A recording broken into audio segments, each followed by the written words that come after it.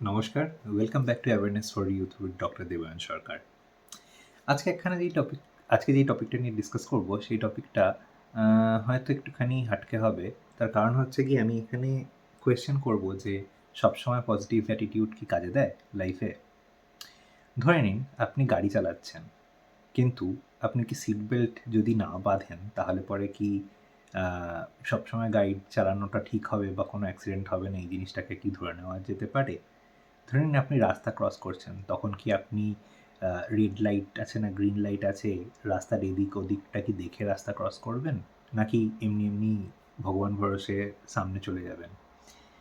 ধরে নিন আপনি এক্সাম দিতে যাচ্ছেন।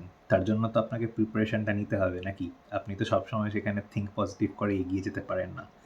সিমিলারলি দেখতে পারেন এই জিনিসটা এরকমভাবেও দেখা যেতে পারে যখন এই ব্যাপারটা ন্যাশনাল লেভেলে বা দেশের লেভেলে কখনো হয়। আমরা তো সবসময় ভেবে নিতে পারি না যে আমরা যদি পজিটিভলি ভাবি দেন আ দেশটা পজিটিভ ডিরেকশনে চলবে। এমন হতেই পারে যে কোনো না কোনো একটা ঘটনা একটা বাজে দিকের আঙ্গিককে ট্রিগার করে দিল।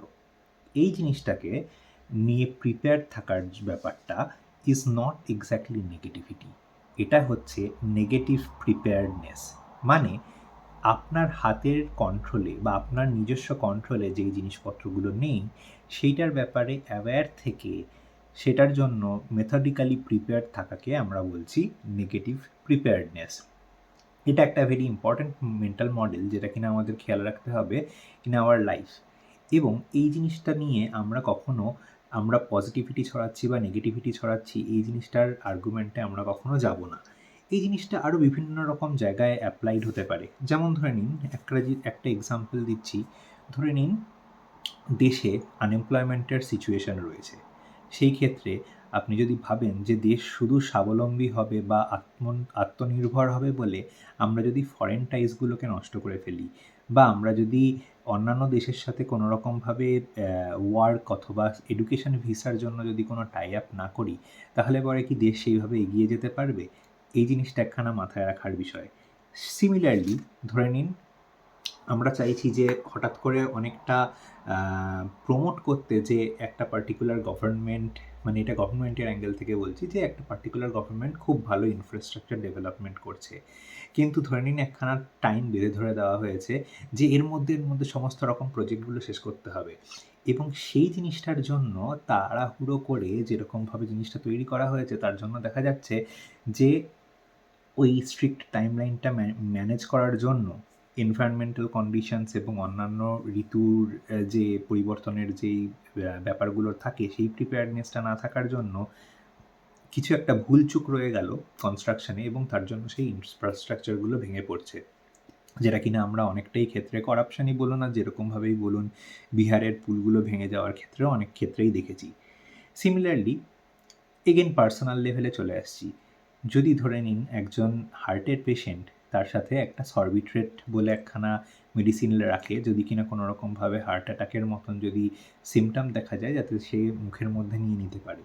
সিমিলারলি একজন অ্যাস্থমার রোগী ইনহেলার সঙ্গে রাখে এবং যার বিপির প্রবলেম রয়েছে সেরকম লোকেরাও অনেক সময় একটা বিপির ওষুধ সঙ্গে সঙ্গে রাখেন।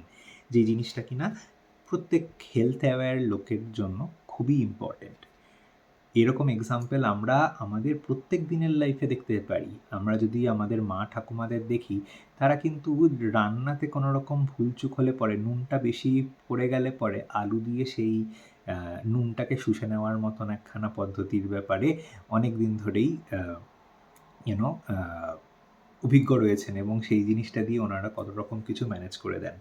সিমিলারলি আরও একখানা ক্ষেত্রে দেখবেন যে ধরে নিন কেউ ড্রাইভার যে গাড়ি চালাচ্ছে তার সাথে জেনারেলি একজন ন্যাভিগেটর থাকে, অথবা যখন আমরা একসাথে গ্রুপেও কখনো অনেক সময় লং ড্রাইভের জন্য বেরোই সেই জায়গাটাতেও আমাদের সাথে কোনো একজনকে সামনে বসতে বলা হয় যে কিনা সজাগ থাকবে, আইদার গান শুনে বা কোনো রকমভাবে সজাগ থাকবে, যে কিনা ড্রাইভারের দিকে খেয়াল রাখতে পারবে যাতে সে ঘুমিয়ে না পড়ে।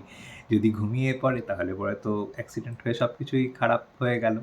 তো এই জন্য এই যে গাড়ির ক্ষেত্রে seat belt, air bags, navigator থাকা এবং সঙ্গে একজন সজাগ ব্যক্তিত্ব থাকা, এই রকম যে জিনিসপত্রগুলো, এই সমস্ত কিছুই হচ্ছে গিয়ে নেগেটিভ প্রিপেয়ারনেসের মধ্যে আসে এবং এই জায়গাগুলোতে আমাদেরকে নেগেটিভ কন্ডিশনটাই ভেবে রেখে চলতে হবে। তার কারণ অ্যাক্সিডেন্ট যে সবসময় আপনার জন্য হবে বা আমাদের নিজের দোষে হবে তা তো নয়। আমাদের সামনে থেকে যে আসছে বা তার কোনো ভুলচুকের জন্যও এরকম ঘটনা ঘটতে পারে। তো এই ব্যাপারটাকে মাথায় রেখে আমরা শুধুমাত্র পজিটিভিটি নিয়ে ভাববো না, আমরা একখানা নেগেটিভ প্রিপেয়ারনেস নিয়ে চলবো। এই বলে এই ভিডিওটাকে আমি শেষ করছি।